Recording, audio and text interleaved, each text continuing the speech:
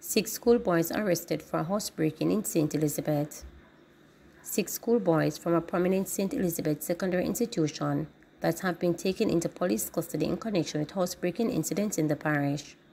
Head of the St. Elizabeth Police Superintendent Coleridge Minto said the boys, whose ages range from 13 to 16, were arrested for housebreaking on Thursday night in the Malvern police area.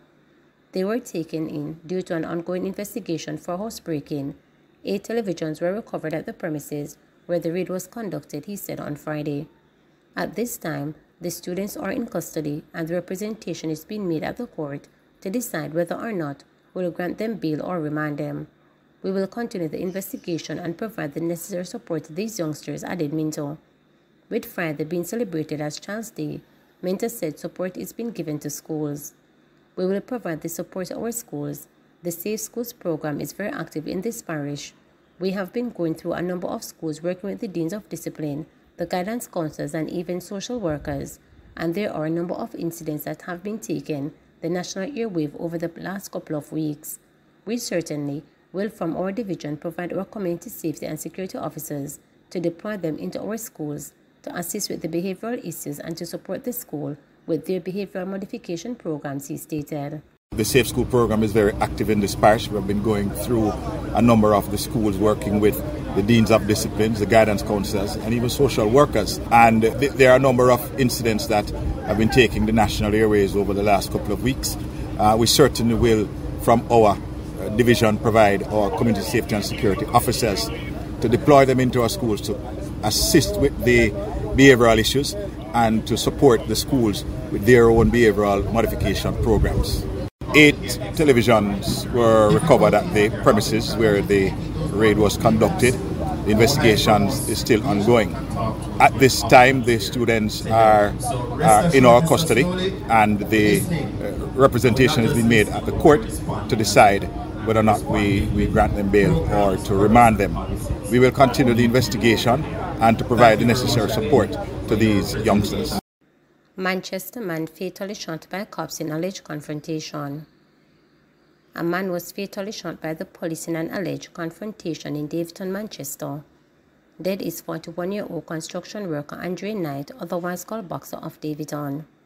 Head of the Manchester Police Division, Deputy Superintendent of Police Kerry Duncan, said lawmen executed a search warrant at the premises and were fired on by an armed man. The Independent Commission of Investigation Indicom is probing the incident. At 4:30 a.m. today, the police, acting on information, went to a premises in Daveton district. On their arrival, they were confronted by a man who was armed with a firearm. In defense of their lives, the police discharged their weapon in the direction of the armed suspect, who was hit. He was immediately rushed to the Mandeville General Hospital, where he was pronounced dead on arrival. During the confrontation, one 9mm pistol was recovered. Cop charged with murder of 53-year-old farmer.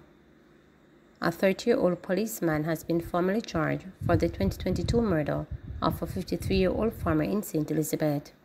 Charge is Lakiri Barrett, a police officer from Franklin Town in Kingston. In addition to the murder charge, Barrett was also stopped with 5 counts of felony with intent in connection with an incident in Accompong, St. Elizabeth on Thursday, January 6, 2022. Reports from the Black River Police are that about 9:30 p.m., Barrett was at an event in an area when a fight developed between the two men. Barrett intervened and was attacked by a group of people. It is alleged that Barrett opened gunfire at the crowd, killing the farmer Lloyd Davis and injuring 5 others. An investigation commenced and Barrett was subsequently charged. A court date for him is being finalized. TADS call for less talk and more action on curbing road crashes. President of the Transport Operators Development Sustainable Services, Hector Newman, has called for less talk and more action in relation to measures aimed at curbing road crashes. Newman noted that some of the announcements made Thursday by government officials following the meeting of the National Road Safety Council are points that have been discussed repeatedly over the years with little action. Newman acknowledged that many Jamaicans tend to have knee-jerk reactions to situations.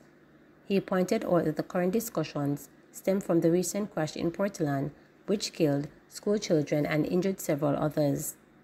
He said the best solution to the problem of road crashes is for drivers to take responsibility when driving on the nation's thoroughfares.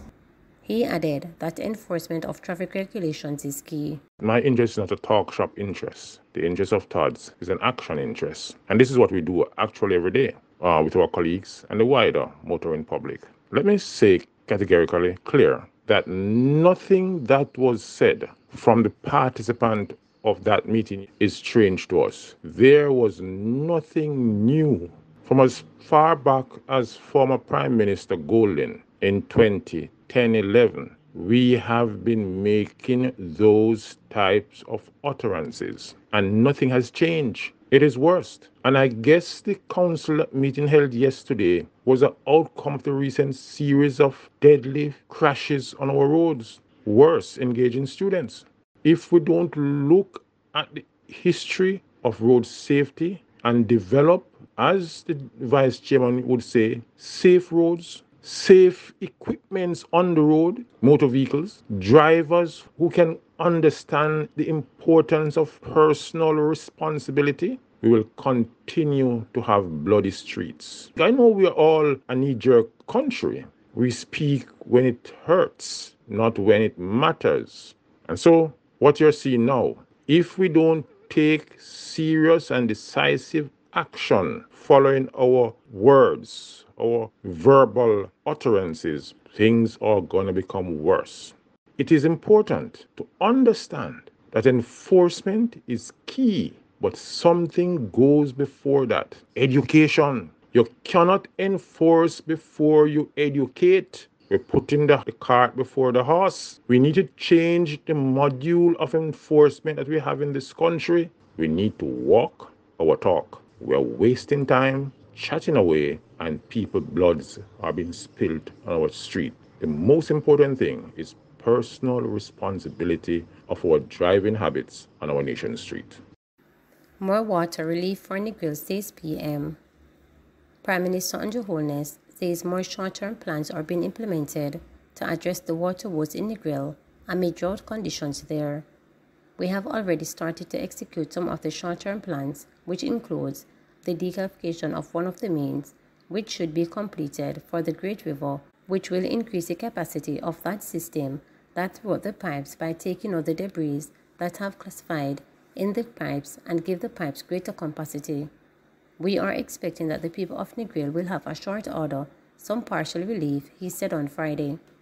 It is not a complete solution, but there are plans to put in new pipelines, new plants, and to find new sources.